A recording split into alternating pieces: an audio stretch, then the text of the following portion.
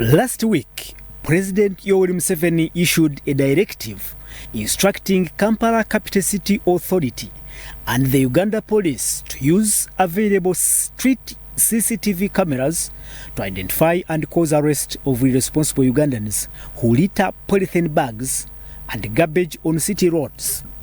The president noted that Ugandans must observe discipline and attributed the clogging of drainage channels in the city to littering, which continues to pose serious effects to human life, water bodies, livestock, and soil. The flooding you are talking about, what causes it? It is the blockage of the drainage. Now that we have got cameras, the police also, the KCCA should work with the police to use the police cameras to see who are sued into. And we go for him and we make him pay. Cameras zinza kumulaba kumulengera nibagamba nti oliya abantu mbabulire baleme bajje obuchafu mu tawuni yamu. But how far can this presidential directive go to address the challenges of poor waste management in the city? And what other measures can Ugandans employ to cure this problem?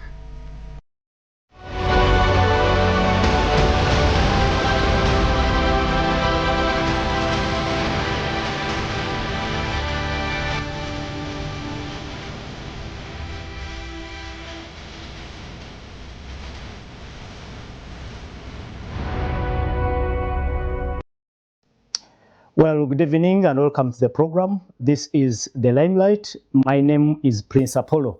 Now, let's directly connect with Mr. Geoffrey Kamese. And Geoffrey Kamese is the executive director for BioVision Africa, an environmental organization which works to promote workable solutions to natural resource management challenges related to climate change, wetland degradation, and water pollution, but also awareness of waste and chemical abuse. Mr.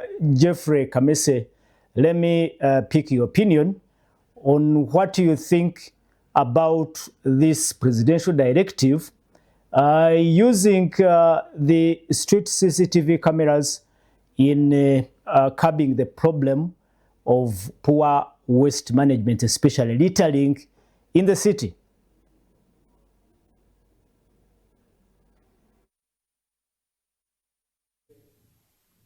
Thank you, Apollo.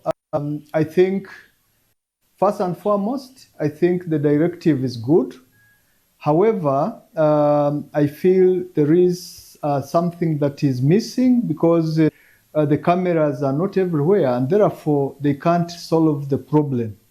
Therefore, for me, my feeling is that if we are to address the problem of littering, the problem of waste management, we should think comprehensively, of course, integrating the aspect of cameras in the management system.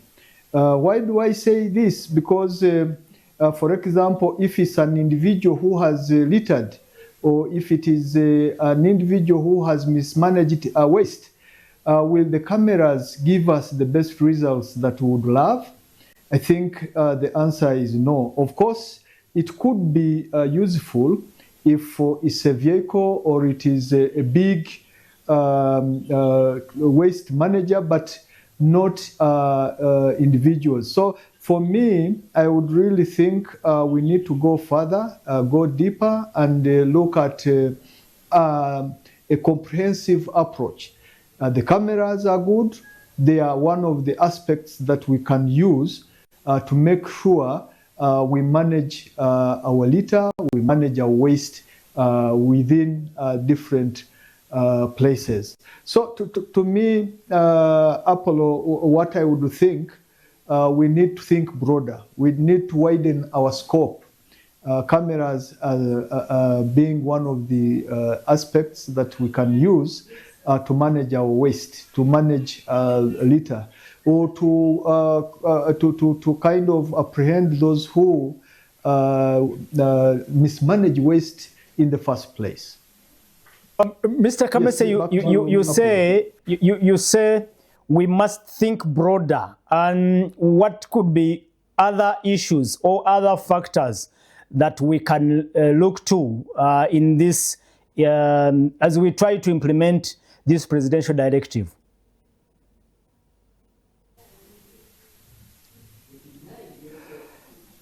Yeah, I think the enforcement of the directive goes beyond the use of camera. It could be the persons or individuals that enforce the law. For example, what is the role of the LOCs in the whole of this process? What is the role of the police in this whole process? What is the role of NEMA and the environmental police, for example, in the whole of this process?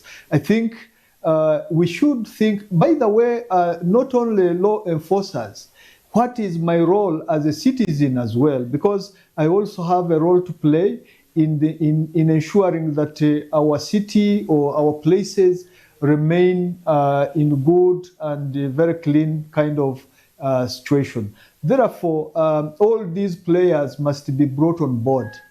They must be empowered because, bringing them on board when they are not empowered, still it becomes a kind of no play. But if we bring them on board and empower them, if we talk about communities, for example, if I see someone littering, what is my role? What is my responsibility?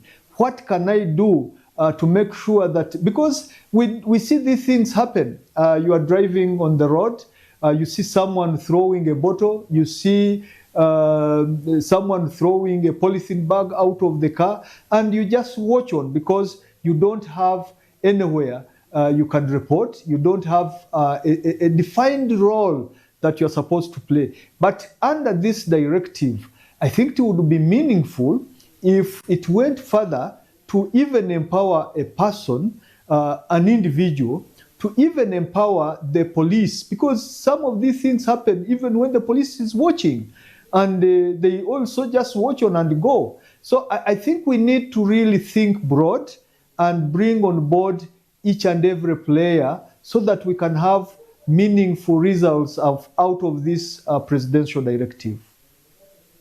Thank you so much, Jeffrey. But let's also look at the infrastructure to facilitate implementation of this directive. For instance, if we have to manage our litter, we need bins where we must throw the garbage and collect it, and then have a system of how to sort this garbage.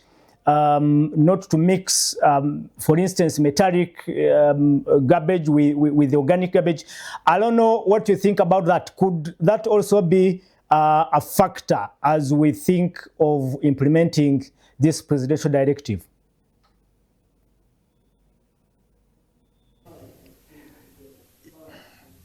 Yeah, I think that's very important. We need to think about the infrastructure, we need to think about the dustbins, but we also need to think about our own behavior as well.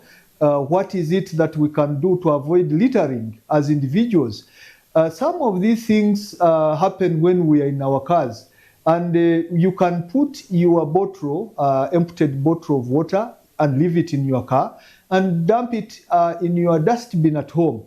But also, like you say, it is very important that we think of the infrastructure. And when we talk about the infrastructure and we are talking about even sorting, we need to go a mile further, because we have had situations where people have sorted wastes, and when the trucks that pick waste come, they mix the waste before they take it to the dump site. And therefore, we need to think beyond the way we have been behaving, the way we have been doing things. If, for example, we are talking about sorting waste, it should be sorting, even the trucks should be specialized in the kind of waste that they pick. It's not good for me to sort in my home or to sort in the dustbin, and when the truck that is coming to pick the waste is going to mix it up. So I think we need really to go miles to address this challenge. But I want also to emphasize that before we even think of the broader infrastructure, we can start small. We can start by changing our own behaviors as people, so that when we pick or when we have waste, if it is you in the car, put it in your car, go and dump it at your home. If it is the small dustbins that we have in town, let us utilize them. Oftentimes, some of these dustbins are put in place and they are vandalized by different people. But we are talking about making sure the people that are concerned, talking about myself, talking about yourself, us being the role models, we start by doing what is right, and then attract all other players to do or to follow suit. So I think the presidential directive is just a beginning, and it is a beginning to a long journey that we are going to walk together, where we shall all wake up, raise awareness. But also, I remember a few months back, NEMA introduced dustbins in vehicles. It became a very big issue of debate until they were abandoned. So I think the attitude that we have is very important in making sure that this directive works or it doesn't work. Geoffrey, let's also look at the legal environment within which we operate. And it takes me to one of those very crucial elements of waste in this country, the polythene bag. We have, as a country, we've been slow in implementing a total ban on polythene bags. How do you think, or what do you think this can affect the implementation of this presidential directive?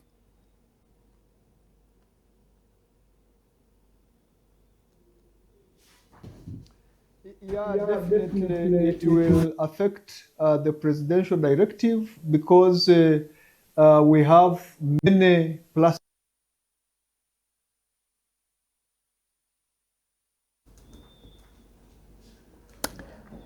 Well, we will connect with the Mr. Geoffrey Kamese again to pick his perspective on the presidential directive, and hope he's back. Yeah, if you are now back, please proceed, Geoffrey.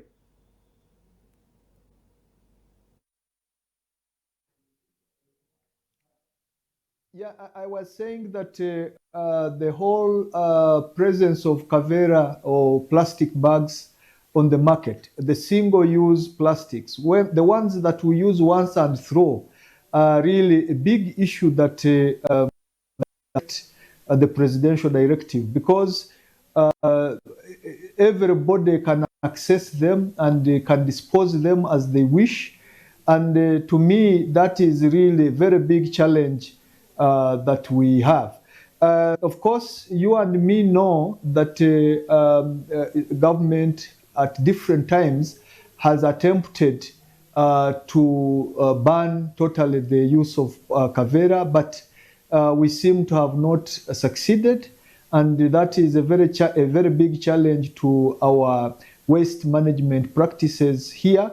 And I would think really we need an extra effort in enforcing the ban on plastics if we are to manage, or if we are to success. All right. Looks like we've lost him again. Mr. Geoffrey Kamese, the Executive Director for BioVision Africa, an environmental organization which works to promote workable solutions to natural resource management challenges. And we are looking at the presidential directive instructing KCC and police, Uganda police, to enforce to use CCTV cameras to enforce a ban or on littering. Well, can you conclude? Because I have another question as we try to wind up. Please conclude on that issue of total ban on single-use polythene bags.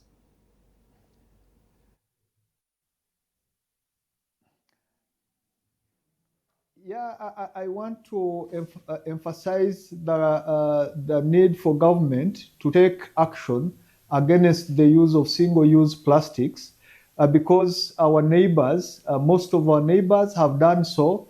We are an island and we need to have some steps to take to make sure we match up with the rest of our neighbors so that we can eliminate this very highly pollutant polythene bags.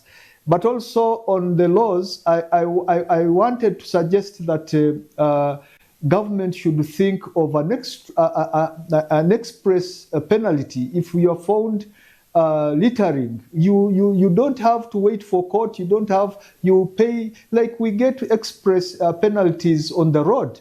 I think this could also work well with littering of waste in our environment. Thank you.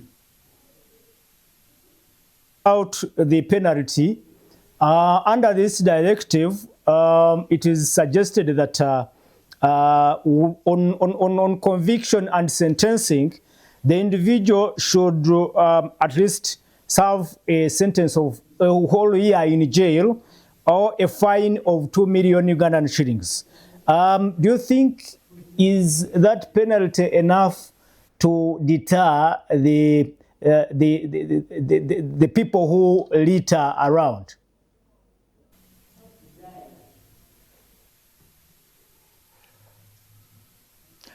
I think it's a good starting point. Any shilling that gets out of your pocket and when it goes where you didn't expect it to go is painful. Therefore, if you have $1 million leaving your pocket, I think it is a big punishment that people will be mindful of. But I think there are several ways and means of making sure that the people that litter our environment can be made to account for what they do. So I think, to me, that is good enough. Mr. Geoffrey Kamese, and I implore you now to give us your concluding remarks, especially on how we have managed the environment in this country, just in 1.5 minutes.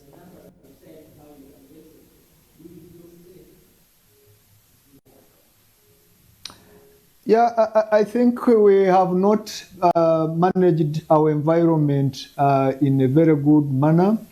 And that's why you see even the president is becoming concerned and coming up with directives, because he sees there is a lot out there that has not gone right. And I think as citizens, it wouldn't be prudent that we wait for the president to come out with a directive. I think this is something that is personal behavior that we can correct. And I want to call upon all Ugandans, I think, to be more proactive and manage their waste. I want also to say that we are late. This directive should have come a year back or many years back to waken us up so that we can do what we are supposed to do. But still, I want to say that we shouldn't wait for the president to give us directives. We are responsible people, and therefore, as people that are responsible, we must have responsible behaviors that make us people that are proud of their country. So to me, I want to say that all of us, we need to act. We need to make things happen. and there is nothing that will stop us from having a very clean environment come tomorrow. Thank you so much, Mr. Geoffrey Kamese, and thank you so much for your time. We appreciate your insights on this particular issue regarding an important and crucial matter about our environment and how best we can protect it. Geoffrey Kamese is the Executive Director for BioVision Africa. We've been talking about how this directive can be implemented, and possibly now we know that there is a lot of work to do around it to sensitize the people to change behavior, but also to put in place all those missing infrastructure to facilitate the proper implementation of this directive. I must thank you so much, our viewers. Let's hope we know now what to do and why we must do it. It is our environment, it is our life, and let's hope everyone will play their role to salvage our future. My name is Prince Apollo. Thank you so much for tuning in. After this program, we'll be going into Emisinji with Pastor Aluza Swijingwande.